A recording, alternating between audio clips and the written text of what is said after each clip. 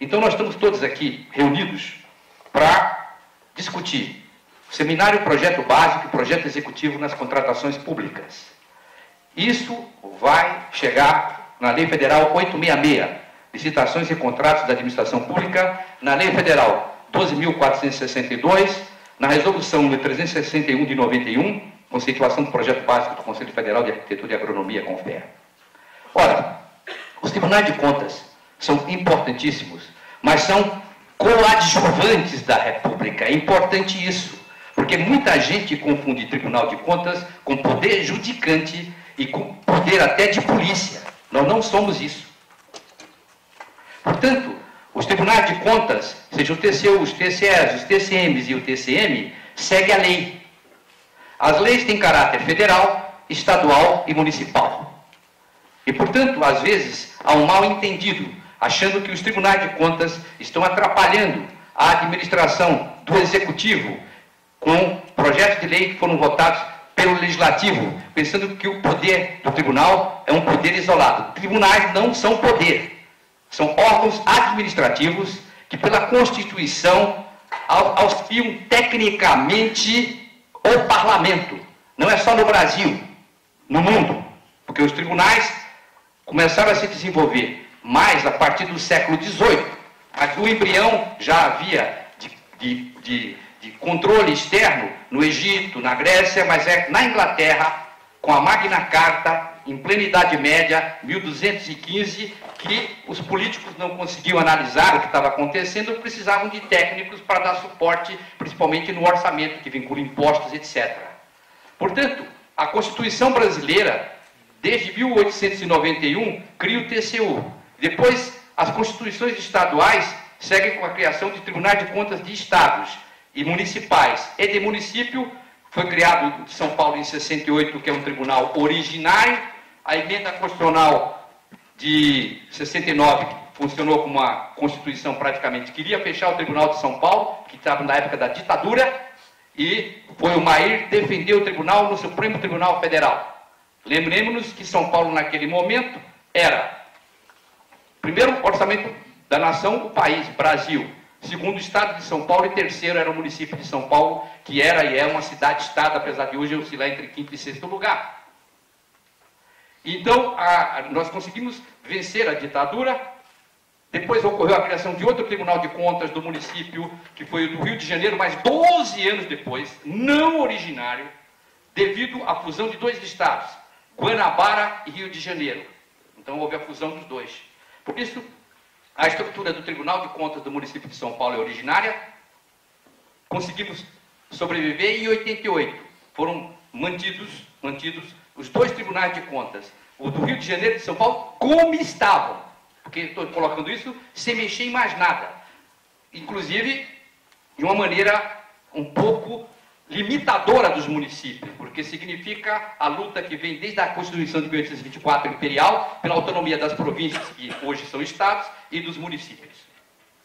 Por que isso? Porque não pode nenhum município, Belo Horizonte, Salvador, mesmo tendo a população de São Paulo e o orçamento de São Paulo, ter mais tribunal. E aqui sempre foi e é a locomotiva do país.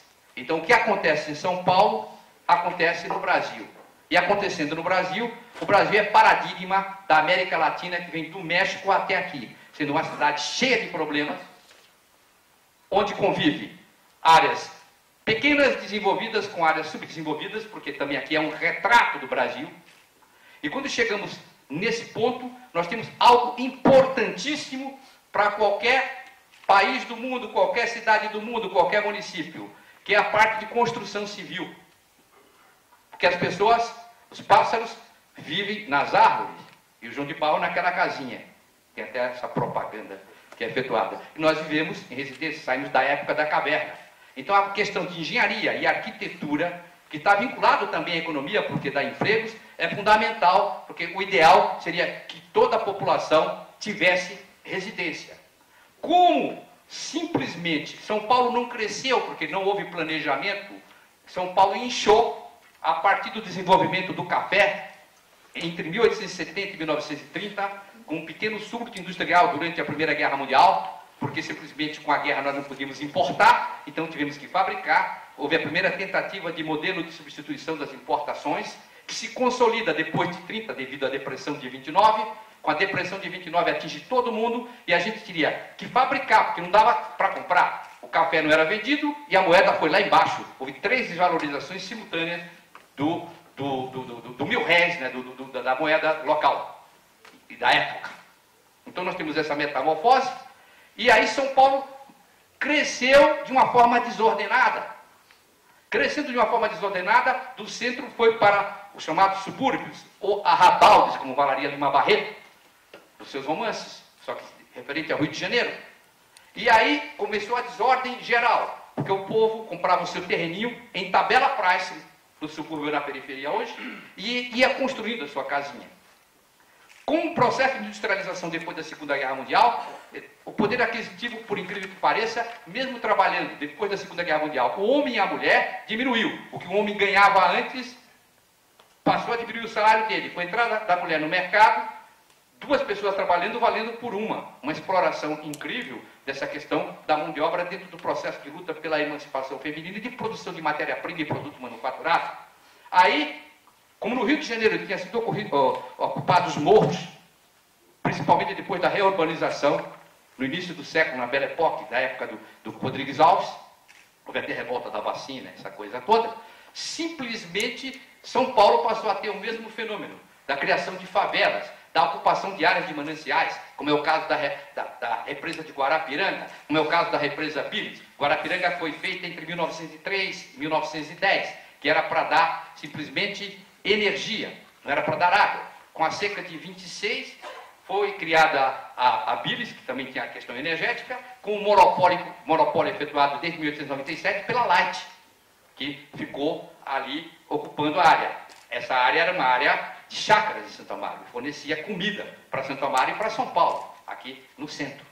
Então, a desordem urbana, os tipos de residências criados, por incrível que pareça, no período contemporâneo, foi pior do que a ocupação dos subúrbios ou periferias que aconteceu antes da Segunda Guerra Mundial. E é aí que entram os anjos da guarda, que engenheiros e arquitetos, para fazer um replanejamento com dificuldade, porque tem questão econômica, questão social e questão política dentro da ocupação do espaço, principalmente da cidade de São Paulo. Portanto, conselheiro de SEI, essa sua ideia, e do conselheiro Eurípides Salles, deu exatamente um fundamento, principalmente para esclarecer aquilo que o tribunal tem que fazer na fiscalização, por conta das leis que estão aqui.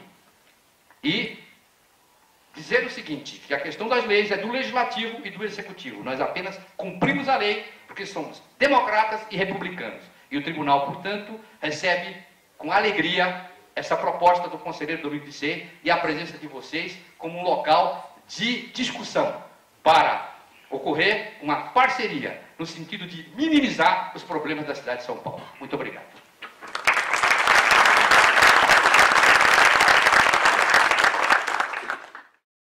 Hoje, todos vocês estão aqui, que são da área, a gente está buscando uma eficiência, vocês estão buscando o quê? Melhorar na carreira profissional, na carreira do setor público, seja de prefeitura, externo, de empresas, do próprio tribunal.